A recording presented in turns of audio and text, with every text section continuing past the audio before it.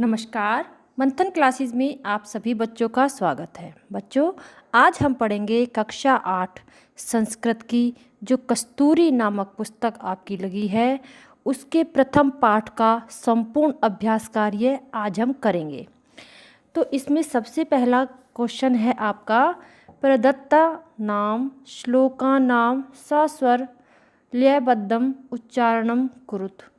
तो इसमें जो आपके श्लोक दिए गए हैं उसको आपको अपने स्वर में लय में उच्चारण करना है, उसका शुद्ध उच्चारण करना है। तो आप इसकी फर्स्ट वीडियो मैंने आपकी डाली थी, आप उसमें ये उच्चारण देख सकते हैं। तो इसमें जो पहला क्वेश्चन है आपका, आपको श्लोक के 7 स्वर उच्चारण करना है।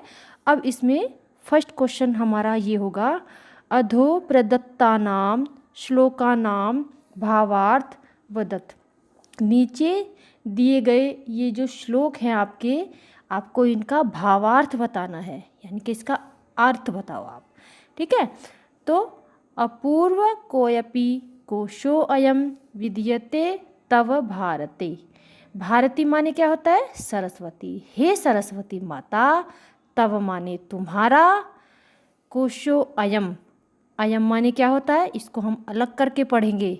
कोशो, जो ये एस सा लग रहा है आपको, इसको हम आ बोलेंगे। ठीक है। तो अयम कोश, यानी कि यह खजाना आपका अपूर्व, चमत्कारी है, अनोखा है। व्ययतो वृद्धिम मायति। व्ययतो, व्यय माने क्या होता है? खर्च करने पर। वृद्धिम आयति, वृद्धि होती है, यह बढ़ता है।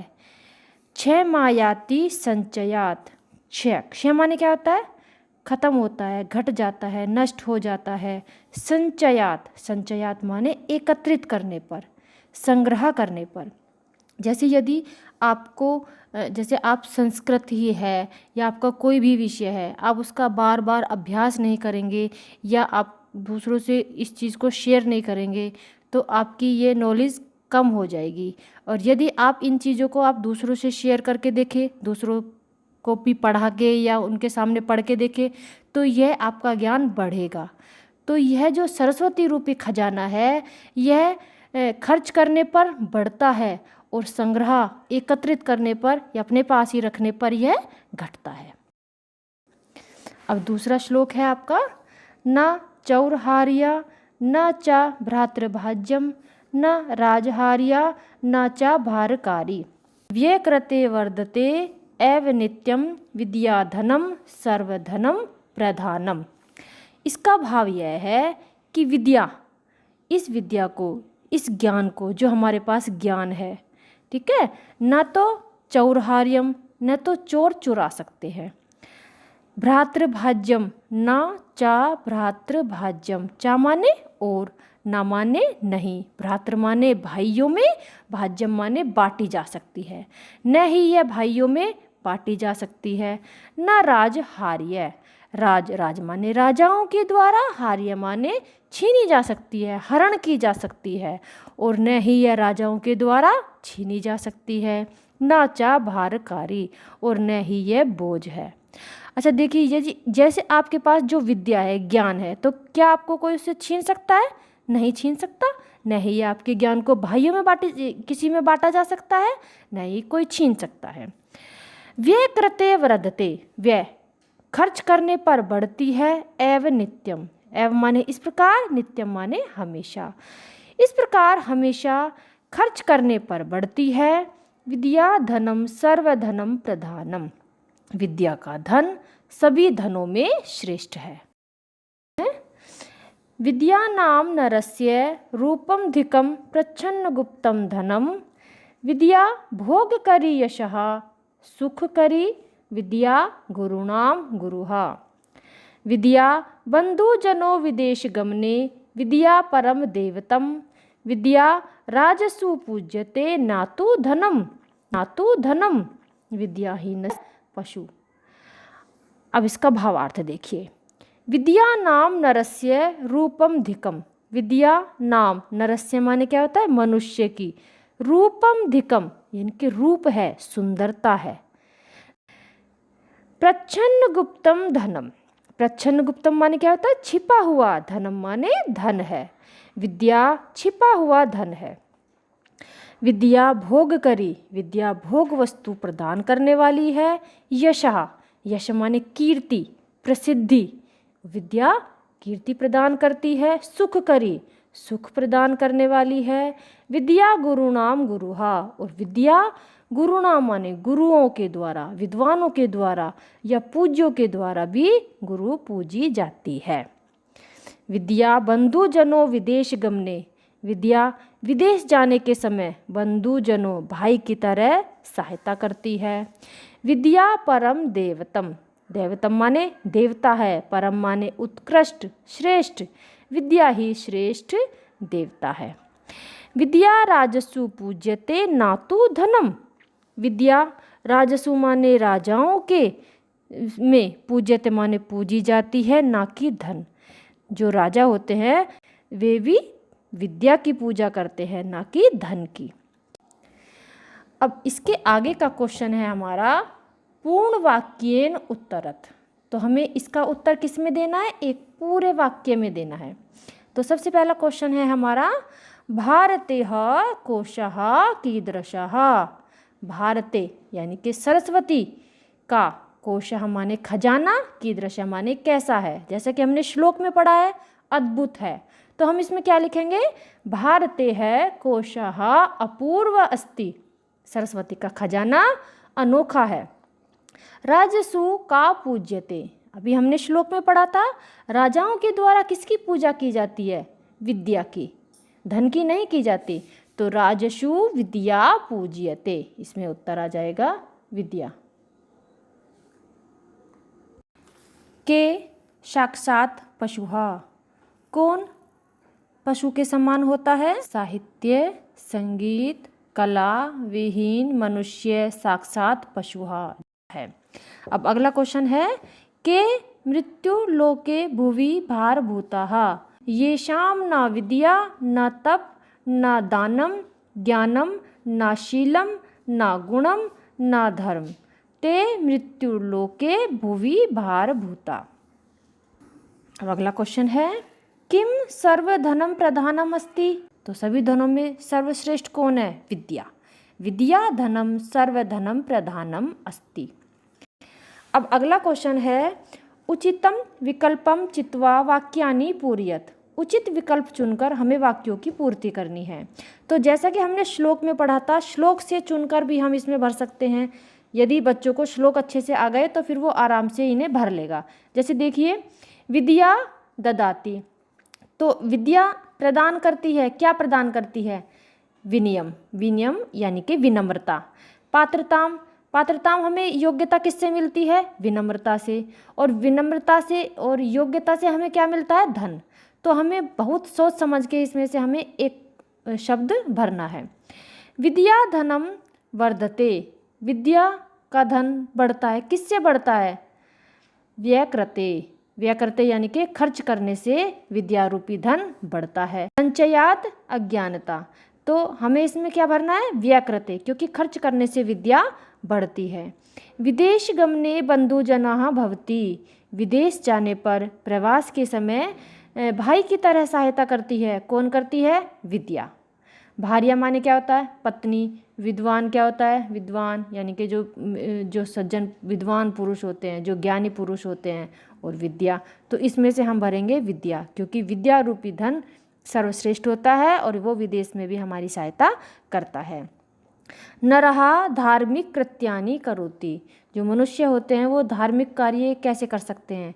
यदि उनके पास धन होगा तो धन से वो धार्मिक कार्य कर सकते हैं। धनात्, श्लोक में हमने पढ़ा था विद्याहा पुस्तकेन, तो इन तीनों में से हम भरेंगे इसमें धनात्, धन से व्यक्ति धार्मिक कार्य कर सकता है। अब अगला क्वेश्चन है वाक्यानि संशोधियत, वाक्य शुद्ध कीजिए। तो इसमें हमें वाक्यों को शुद्ध करना है, यानी कि जो हमने श्लोक में पढ़ा था, श्लोक में हमने क्या पढ़ा था? विद्या, सोच समझ के इसमें हमें वाक्यों को शुद्ध करना है। जो डार्क शब्द दिए हैं तो उसमें हमें गलतियां ढूंढनी है, ठीक है। विद्या धनम चौर्हार्य अस्ति, तो इसमें अस्ति के स्थान पर क्या आएगा? ना अस्ति, क्योंकि विद्या रूपी धन को चोर नहीं चुरा सकते। विद्या संचयात वृद्धिम आयति, जो संचयात है काले अक्षरों में डार्क बोल्ड लिखा हुआ है, तो इसमें हमें इसमें गलत है ये, तो हमें इसको सही करना है। क्या करना है? विद्या बढ़ती है, किससे बढ़ती है? खर्च करने से बढ़ती है, तो हम संचयात के स्थान पर क्या लिख देंगे? व्यय कृते, खर्च करने से विद्या बढ़ती है। येषाम विद्या अस्ति ते मृत्युलोके भारभूताः सन्ति, तो अस्ति में गड़बड़ दिखाई दे रही है, तो इसमें अस्ति के स्थान पर हम क्या लिखेंगे? ना अस्ति, क्योंकि येषाम जिस मनुष्य के पास विद्या नहीं है वे पृथ्वी पर बोझ हैं। विद्याः कोशः अपूर्वः न अस्ति, तो ना अस्ति पर हमें गड़बड़ दिखाई दे रही है मोटे अक्षरों में, तो इसमें हम क्या भरेंगे? अस्ति, क्योंकि विद्या रूपी धन अद्भुत है, चमत्कारी है। ठीक है, तो इसमें हम क्या भर देंगे? ना अस्ति। राजसु धनम पूज्यते, तो धनम, राजा धन की पूजा नहीं करते, किसकी पूजा करते हैं? विद्या की, तो राजसु विद्या पूज्यते।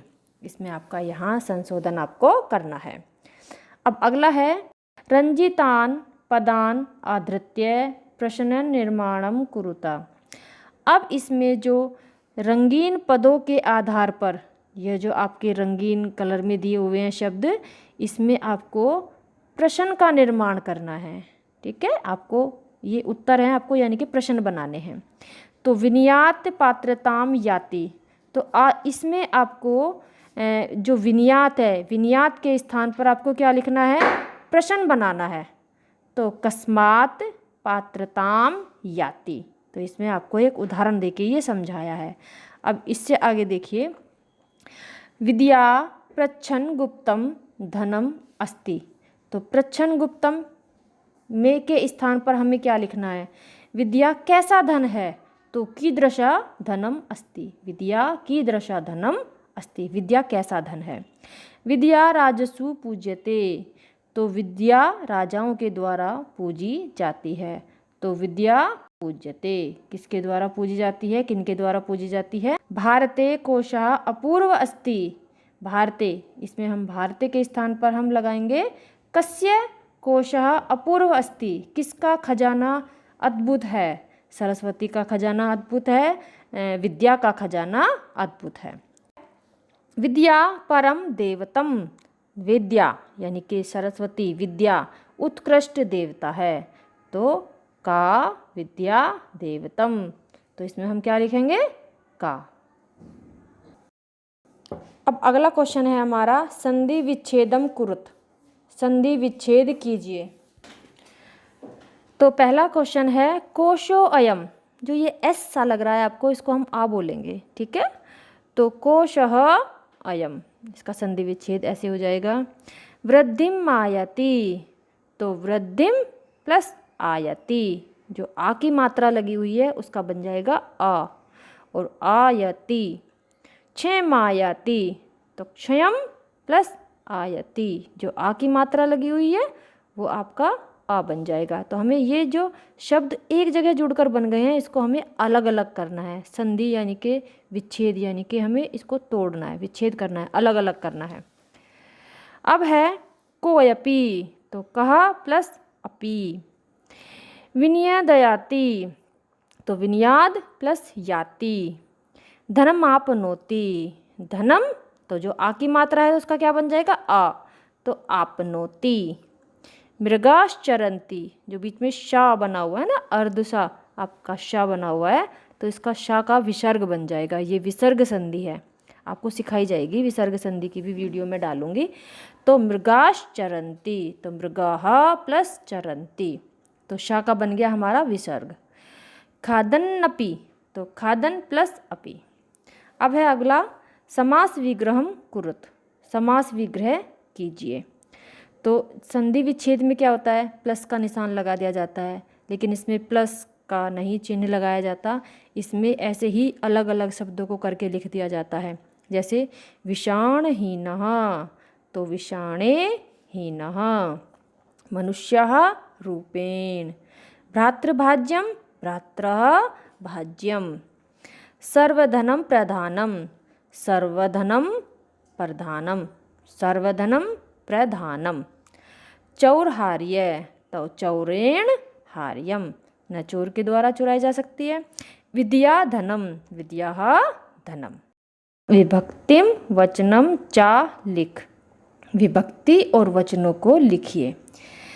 जैसे कि इसमें विनियात दिया हुआ है, तो विनियात किस में आता है? पंचमी विभक्ति में आता है और ये एक वचन में आता है, तो हम लिख देंगे पंचमी और वचन में लिख देंगे हम एक वचन। मृत्युलोके तो लोके, लोक में, जैसे कि चिन्ह के द्वारा लोक में, तो कौन सी विभक्ति आ रही है? सप्तमी विभक्ति के एक वचन में आ रहा है। नरस्य, नरस्य माने नरस्य यानी कि अस्य धातु अस्य आ रहा है, तो षष्ठी विभक्ति और एक वचन। गुरुणाम, गुरुणाम किस में आता है? षष्ठी विभक्ति के बहुवचन में आता है। जैसे बालक के और राम के जैसे रूप चलते हैं ना, अगर बालक के या राम के कोई भी एक रूप याद कर लो, उसी के अकॉर्डिंग ये ज़्यादातर रूप चलते हैं। राजसु तो सप्तमी विभक्ति का बहुवचन है। अब अगला क्वेश्चन है, विद्या की महिमा के विषय पर संस्कृत में 5 वाक्य लिखने हैं। जैसे कि हमने श्लोक पढ़े थे, उन श्लोकों में से ही हम कोई भी 5 वाक्य ले सकते हैं, जैसे जो भी आपको आसान लगे। जैसे हम पहला ले लेते हैं, एक विद्या विनयम ददाति, तो विद्या से क्या मिलती है हमें? विनम्रता प्रदान करती है, विद्या विनम्रता प्रदान करती है। तो हम एक ये लाइन ले लेते हैं, तो हमें श्लोक में से ही लेना है, जो आपका चैप्टर है इसी में से लेने हैं। और दूसरा है विद्या नाम नरस्य रूपम धिकम, तो विद्या नाम मनुष्य की सुंदरता है। हम एक ये लाइन ले लेते हैं, विद्या धनम चौरहार्य नास्ति, विद्या धन को चोर नहीं चुरा सकते। राजसु विद्या पूज्यते, राजाओं के द्वारा विद्या पूजी जाती है, राजाओं में विद्या पूजी जाती है। विद्या परम दैवतम, विद्या परम देवता है, विद्या उत्कृष्ट देवता है। अब अगला क्वेश्चन है, संस्कृत में अनुवाद कीजिए। तो अब हमें संस्कृत में अनुवाद करने हैं।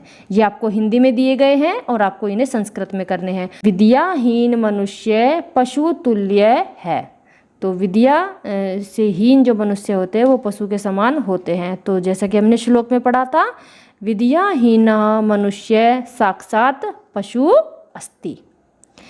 अगला है, विद्वान सभी जगह पूजा जाता है, जो विद्वान होते हैं वो सभी जगह पूजे जाते हैं, तो विद्वान को हम विद्वान लिख देंगे और सभी जगह को सर्वत्र पूज्यते, पूज्यते माने पूजे जाते हैं या पूजा जाता है। अब है अगला क्वेश्चन, सरस्वती का खजाना अनोखा है। पहले श्लोक की पहली ही लाइन है ये तो भारते कोशः अपूर्व अस्ति, है ना। भारते सरस्वती का कोशः माने खजाना, अपूर्व माने अद्भुत या अनोखा, अस्ति माने है। राजाओं में विद्या पूजी जाती है, तो वही आ गया राजसु, राजसु माने राजाओं में, विद्या पूजियते पूजी जाती है। खर्च करने पर विद्या बढ़ती है, तो खर्च करने पर हम क्या कहते हैं? खर्च करने से विद्या बढ़ती है, तो खर्च करने से को क्या कहते हैं हम? व्यय कृते, व्यय, व्यय माने खर्च, कृते माने करने से, विद्या वृद्धिम आयति बढ़ती है। अब अगला क्वेश्चन है, ऐसा क्यों कहते हैं कि विद्या रूपी धन अनोखा है ना। जैसा कि हमने पहले श्लोक में पढ़ा था, बहुत ही आसानी से बच्चे लिख लेंगे कि ऐसा क्यों कहते हैं कि विद्या रूपी धन अद्भुत है, अनोखा है, चमत्कारी है। क्योंकि ये खर्च करने से बढ़ता है, ज्ञान बांटने से, एक दूसरे से शेयर करने से ज्ञान बढ़ता है, और अगर हम अपना ज्ञान एक दूसरे से शेयर नहीं करेंगे तो ये घटता है। तो खर्च करने से विद्या रूपी ज्ञान बढ़ता है और एकत्रित करने से ये घटता है, इसीलिए ये चमत्कारी है। अब अगला क्वेश्चन है, लास्ट क्वेश्चन है बच्चों, विद्या की महिमा से संबंधित पाठ के अतिरिक्त कोई 2 श्लोक लिखने हैं आपको। तो जैसे कि आप के इसमें श्लोक दिए गए हैं, इन श्लोकों से अलग हटके आपको 2 श्लोक लिखने हैं। तो वो श्लोक चलो मैं आपको बता देती हूँ, वही आप लिख सकते हैं। तो मैं आपको पहला श्लोक बताती हूँ। माता शत्रुहा पिता वैरी, येन बालो न पाठितः, न शोभते सभा मध्ये, हंस मध्ये बको यथा। अब देखिए इसकी हिंदी क्या है कि जो अपने बालक को पढ़ाते नहीं है ऐसी माता शत्रु के समान होती है और पिता वैरी होते हैं। जिस प्रकार हंसों के बीच में बगुले की भांति ऐसा मनुष्य विद्वान की सभा में भी शोभा नहीं देता। अब अगला श्लोक है क्षणश कणश चैव विद्याम अर्थ चा साधयेत। बहुत ही अच्छा श्लोक है, आप इसे लिख सकते हैं। क्षणे नष्टे कृतो विद्या कणे नष्टे कुतो धनम। देखो एक एक क्षण यानी कि जो समय का एक एक मिनट एक एक सेकंड होता है उसको गंवाए बिना विद्या प्राप्त करनी चाहिए। एक एक कण बचाकर धन इकट्ठा करना चाहिए, यानी कि एक एक रुपया जब आप इकट्ठा करोगे तो बहुत सारे पैसे हो जाएंगे।